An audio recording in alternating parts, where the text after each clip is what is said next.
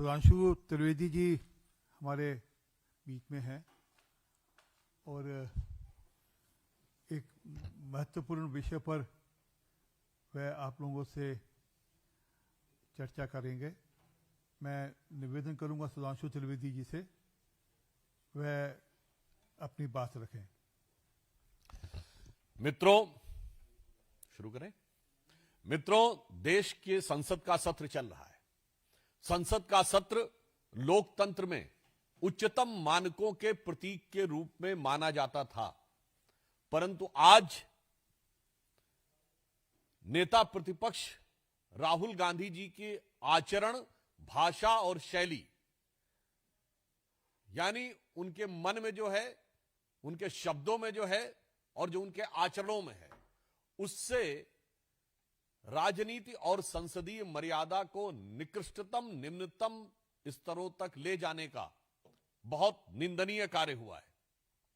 उन्होंने एक बार फिर अपनी उसी चिरपरिचित कुंठाग्रस्त शैली में प्रधानमंत्री श्री नरेंद्र मोदी जी के प्रति ईर्ष्या से ओतप्रोत होते हुए, आकंठ डूबे हुए, अनर्गल झूठे आरोपों का पीठ से कहने के बावजूद उन्होंने बारंबार उन्हीं बातों को रिपीट किया है। मैं कह सकता हूं कि जब आज इस विषय पे बात आई कि संसद में विषय तथ्यात्मक आधार पे होना चाहिए, विषय संगत होना चाहिए, तो उसमें आपने एक पुरानी कहावत सुनी होगी, spit and run, shoot and scoot, कुछ झूठ बोलो और भाग जाओ, मगर जहर बुझा झूठ बोलो, स्पिट अ वेनेमनस लाई, देन अब्रॉड फ्लाई। यानी पहले एक झूठ बोलो, जहरीली भाषा में झूठ बोलो और फिर तुरंत विदेश की तरफ उड़ जाओ। एक बात बहुत भली बात इससे समझनी चाहिए, आज जिस प्रकार का निंदनीय आचरण राहुल गांधी जी का निरंतर नजर आ रहा है, उससे तो ऐसा प्रतीत होता है कि गोबेल्स के जो लोग बैठे हुए होंगे कहीं, तो उन लोगों को भी सिहरन होती हुई होगी कि कितनी उग्रता के साथ कितनी झूठी चीजों को सदन के पटल पर कहा जा सकता है, मना करने के बावजूद। अब आप यह समझिए कि संसद में भाषा की एक मर्यादा होती है।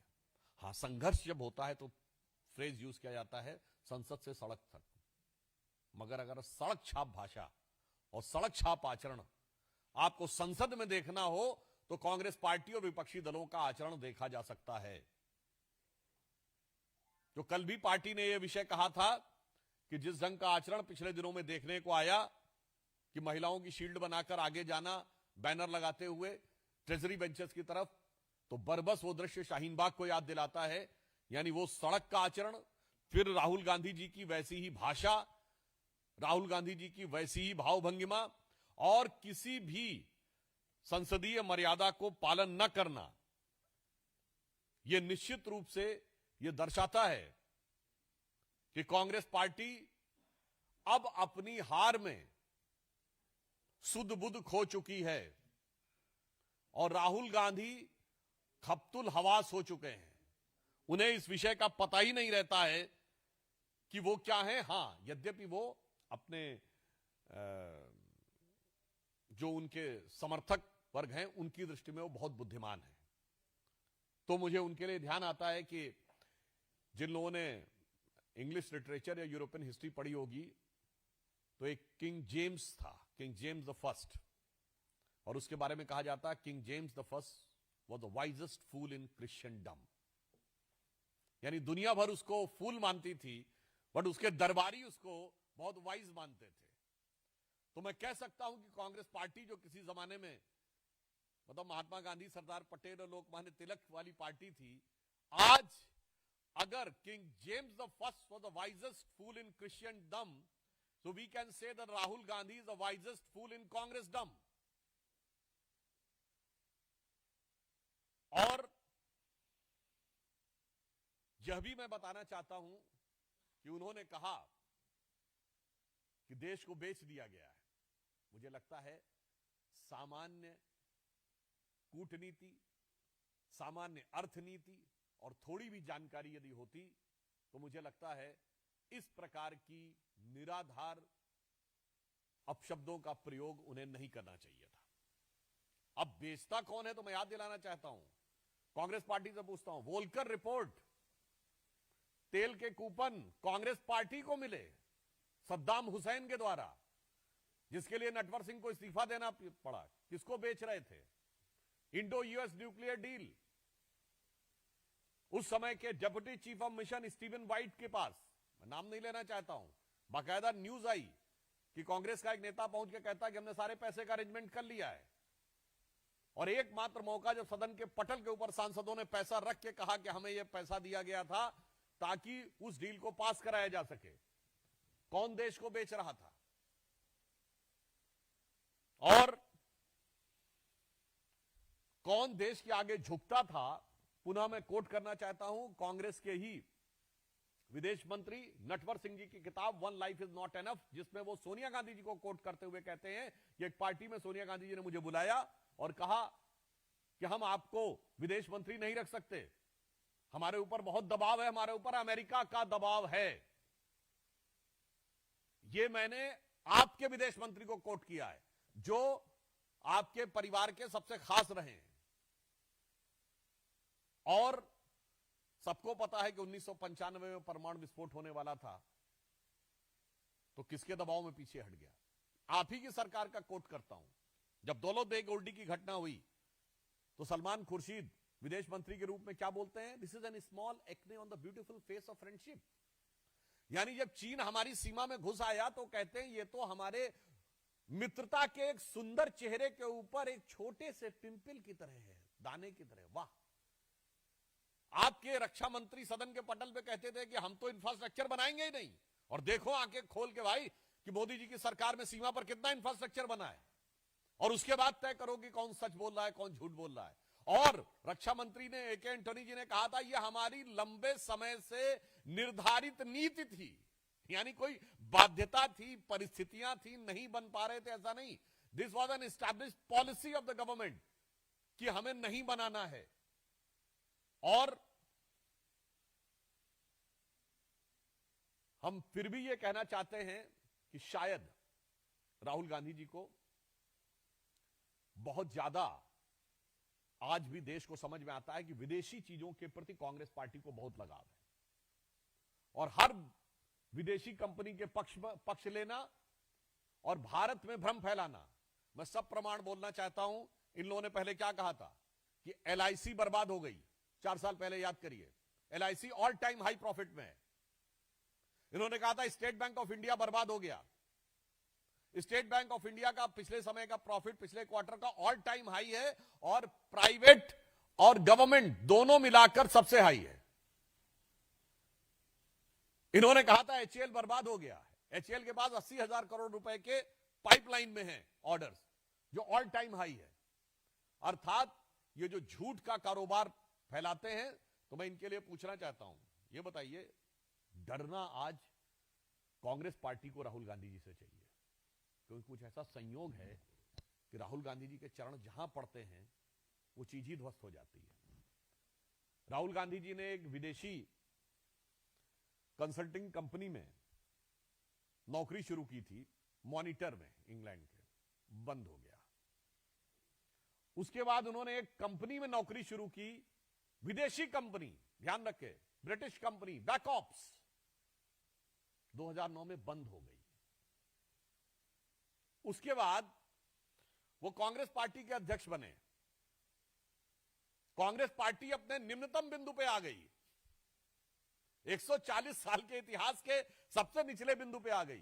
वो नेता प्रतिपक्ष बने और संसद की मर्यादा अपने निम्नतम बिंदु पे आ गई। और मैं कांग्रेस से पूछना चाहता हूं कि हमेशा आप विदेशी कंपनियों के साथ ही खड़े होकर भारत के विरुद्ध क्यों रहते हैं? एंडरसन को भगाते समय आप यूनियन कार्बाइड के हाथों बिके थे कि नहीं? हॉविट्जर के पक्ष में आप खड़े, बोफोर्स के पक्ष में आप खड़े, अगस्ता वेस्टलैंड के पक्ष में आप खड़े रहते हैं, बीबीसी के पक्ष में आप खड़े रहते हैं और हिंडनबर्ग के पक्ष में आप खड़े रहते हैं। आज तक किसी एक विदेशी कंपनी के खिलाफ कोई विषय कभी कांग्रेस ने उठाया हो तो बताइए। सारा आक्रमण भारत की व्यवस्था और भारत के अर्थतंत्र, भारत का सैन्य तंत्र, भारत के संवैधानिक तंत्र पर। इसलिए आज देश के सामने गंभीर चुनौती है। अभी आपने देखा जनरल नरवणे की जिस पुस्तक को लेकर वो ये कह रहे थे कि कौन झूठ बोल रहा है, तो पहले उसके प्रकाशक के द्वारा स्पष्टीकरण आना और उसके बाद लेखक के द्वारा स्पष्टीकरण आना। अब बिल्कुल साफ है, प्रकाशक और लेखक दोनों ने स्थिति साफ कर दी है। तो अब झूठ एक ही व्यक्ति बोल रहे हैं और वो है राहुल गांधी जी। और मुझे लगता है इसके बाद भी, यह बात साबित होने के बाद भी, किस निर्लज्जता के साथ सदन के पटल के ऊपर बोला जा सकता है, वो हां अगर सीखना हो तो मुझे लगता है कि कांग्रेस पार्टी को देखना चाहिए। और मैं यह भी याद दिलाना चाहता हूं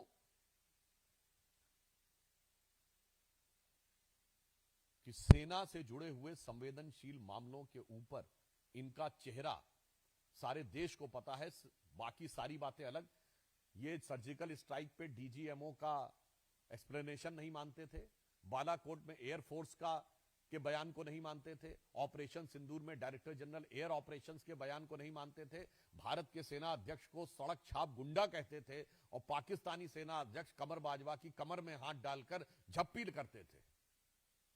और जनरल नरवणे के जनरल रहते हुए बयान के बारे में नहीं बोलते। और आपको याद हो राहुल गांधी जी डोकलाम बोले थे और उन्होंने कहा था रिज के ऊपर टैंक आते दिख रहे थे। डोकलाम के समय जनरल नरवणे सेना अध्यक्ष नहीं थे, यानी वो बोलना चाह रहे थे गलवान और डोकलाम पे बोले जा रहे थे। यही होता है कि जो रिटर्न दे दिया जाता है उसमें बैठ के पढ़ने में यही समस्या होती है। जिस समय डोकलाम हुआ 2018 में, ना जनरल नरवणे सेना अध्यक्ष थे, ना राजनाथ जी रक्षा मंत्री थे, और सबका भाषण बोले जा रहे हैं वो। और पुनः मैं देश से यह भी कहना चाहता हूं, निश्चित रूप से देश एक गंभीर चुनौती में है कि जो बाहरी शक्तियां देश को मजबूत नहीं होने देना चाहती हैं, उनको देश के अंदर से समर्थन मिलने की बातें तो आती थी, पर उनके सुर में सुर मिलाना संसद के पटल के ऊपर, मुझे लगता है ये भारत के संसदीय इतिहास में शायद पहले कभी नहीं देखा गया होगा। जिस प्रकार की निकृष्टता और निर्लज्जता कांग्रेस पार्टी और उसके नेता प्रतिपक्ष राहुल गांधी जी के द्वारा दिखाई पड़ रही है। मैं साफ साफ कह सकता हूं कि उनके समय में संविधान खतरे में है। संविधान का सर्वोच्च स्थान, लोकसभा की मर्यादा खतरे में है। भाषा आचरण और उसकी मर्यादा ध्वस्त हो रही है और हर वो बात बोली जा रही है जो नियमानुसार भी गलत है, संवैधानिक दृष्टि से भी गलत है। और मैं राहुल गांधी से पूछना चाहता हूं, यह बताइए, सेना अध्यक्ष और रक्षा मंत्री और प्रधानमंत्री के बीच का कोई भी communication at the time of conflict official secret act में आता है कि नहीं? 1954 के आर्मीज एक्ट में आता है कि नहीं? फिर आप उस विषय को सदन के पटल पर सिर्फ इसलिए उठा रहे हैं कि आपको पता है बाहर बोलेंगे तो कार्रवाई हो जाएगी और सदन के पटल की इम्यूनिटी का प्रयोग करना है। इसका मतलब यह बहुत साफ है। मैं उनसे पूछना चाहता हूं, सन 71 की लड़ाई का इंदिरा जी और सैम मानेकशॉ का कितना डिटेल अवेलेबल है? या सेकेंड वर्ल्ड वॉर में चर्चिल और जनरल डगलस मैकार्थर के बीच का कितने डिटेल्स हैं? और वो भी झूठ के आधार के ऊपर स्थापित करके भारत की हर व्यवस्था पे, संवैधानिक व्यवस्था हो, चुनाव आयोग पे अटैक करना है, सेना के बारे में भ्रम पैदा करना है। मैंने पहले ही बता दिया, LIC, State Bank of India, HAL, Rafale के मामले में, यहां तक कि वैक्सीन के मामले में भी भ्रम पैदा करना है। ये वही थे भाई बहन जिन्होंने 2021 अप्रैल में कहा था कि भारत ने बच्चों का वैक्सीन विदेश भेज दिया। उस समय तक भारत छोड़िए दुनिया में कोई बच्चों का वैक्सीन बना ही नहीं था अप्रैल 2021 तक। ये वही थे जिन्होंने कोविड को मोविड लिखा था। इसलिए मुझे लगता है कांग्रेस पार्टी को डरना चाहिए कि उन्होंने जिस प्रकार का नेतृत्व चुन लिया है वो उनकी बची खुची सियासत और बची खुची इज्जत को मिट्टी में मिलाए, ये आपका अधिकार है, पर कम से कम संसद की मर्यादा, संविधान की गरिमा को मिट्टी में मिलाने का काम न करिए। और अंत में मैं सिर्फ यह कहना चाहता हूं कि बहुत दुख का विषय है कि प्रधानमंत्री जी के प्रति व्यक्तिगत कुंठा, व्यक्तिगत ईर्ष्या, व्यक्तिगत द्वेष और निरंतर हार के कारण मिलने वाली इस कुंठा से संभवतः कांग्रेस पार्टी और राहुल गांधी विक्षिप्त हो गए। मगर जैसे पेंगुइन के ट्वीट और नरवणे जी के ट्वीट के बाद आईना फिर उनके सामने आ गया और पिछले 5, 7, 8 सालों में राफेल से लेके, LIC से लेके, SBI से लेके हमेशा आईना उनके सामने आता है, मगर उसके बाद भी कोई सच समझ नहीं पाता है।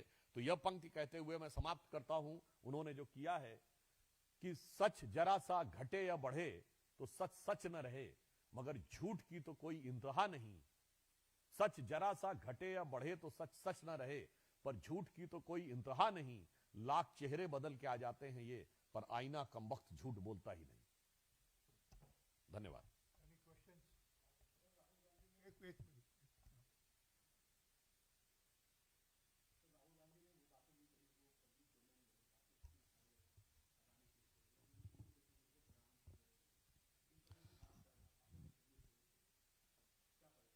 देखिए, मैंने स्वयं ही आपको स्पष्ट किया कि आज तक उन्होंने जितने भी विषयों के ऊपर बोला है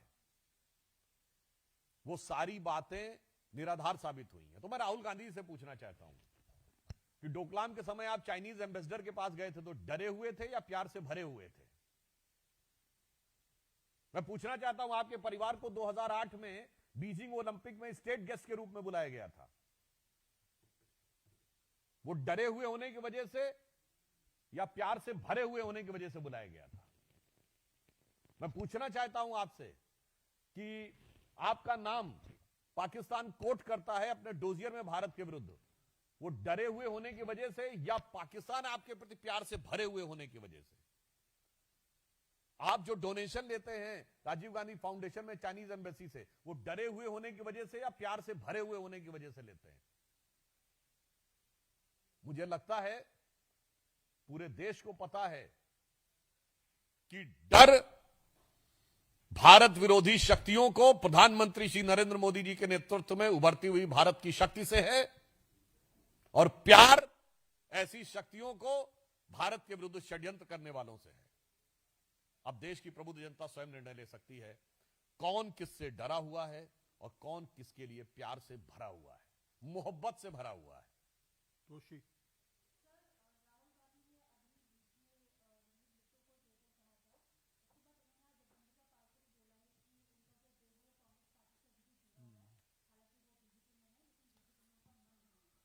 देखिए, मुझे लगता है राहुल गांधी जी स्वयं भूल जाते हैं, वो तो खुद बोल चुके हैं कांग्रेस पार्टी के लोगों के लिए कि कांग्रेस में ऐसे लोग हैं जिनका कांग्रेस में मन नहीं है।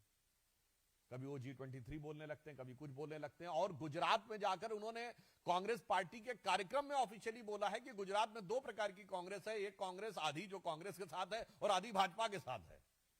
भाई साहब, इसमें क्या बोला जाए? और अंत में मैं कहना चाहता हूं कि अगर उन्होंने, कोई कहते हैं कि किसी ने पार्टी को छोड़ने से वो पार्टी के लिए गद्दार हो जाता है, यद्यपि रमनीत बिट्टू जी के बारे में बोलना देश की सुरक्षा, देश की अस्मिता के साथ एक बहुत भद्दा मजाक था, क्योंकि वो शहीद बेअंत सिंह जी के परिवार से हैं, जिन्होंने अपनी जान दांव पर लगाई थी पंजाब को सही दिशा में लाने के लिए, और उसके बाद अपनी जान गंवाई थी और बदले में कोई भारत रत्न पुरस्कार भी नहीं लिया था, जो वो लोग दावा करते हैं। इसलिए हम ये कहना चाहते हैं कि ये इस प्रकार की जो बातें हैं, ये कहना सिर्फ एक बिंदु।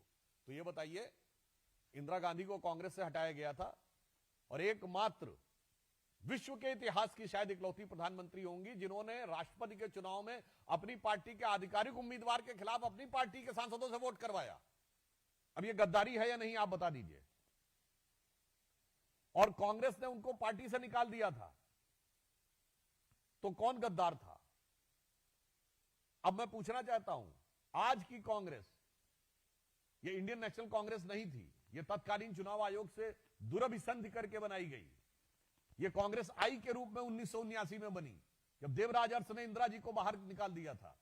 कौन गद्दार था?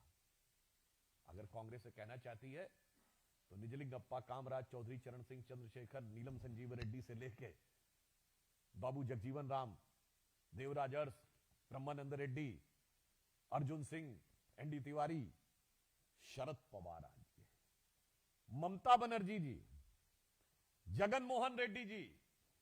मैं सीधी चुनौती देकर पूछता हूं राहुल गांधी जी से, कौन है ये? आप ही की पार्टी के तो हैं। ये गद्दार हैं या खुददार हैं? और अगर आप में जरा भी खुददारी बची है तो आप इनके यार क्यों हैं? सीधा जवाब चाहिए।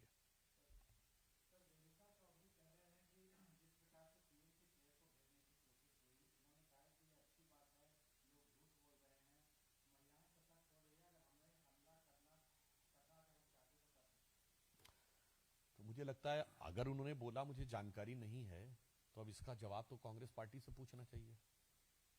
मतलब उनकी सांसद अगर ये कहे, जो कि बहुत विख्यात ऑब्लिक कुख्यात हैं, कि जो सांसदों को काटने वाले के समकक्ष बोल चुकी हैं, और जिसके लिए उनके शायद विशेषाधिकार का मुद्दा भी चल रहा है उनके विरुद्ध, अब वो महिला सांसदों को आक्रमण करने वाला कह रही हैं, ये कांग्रेस के अंदर की मनोवृत्ति का असली चेहरा, यानी कांग्रेस की सियासत का असली चेहरा नकाब हटने के बाद इससे दिखाई पड़ता है।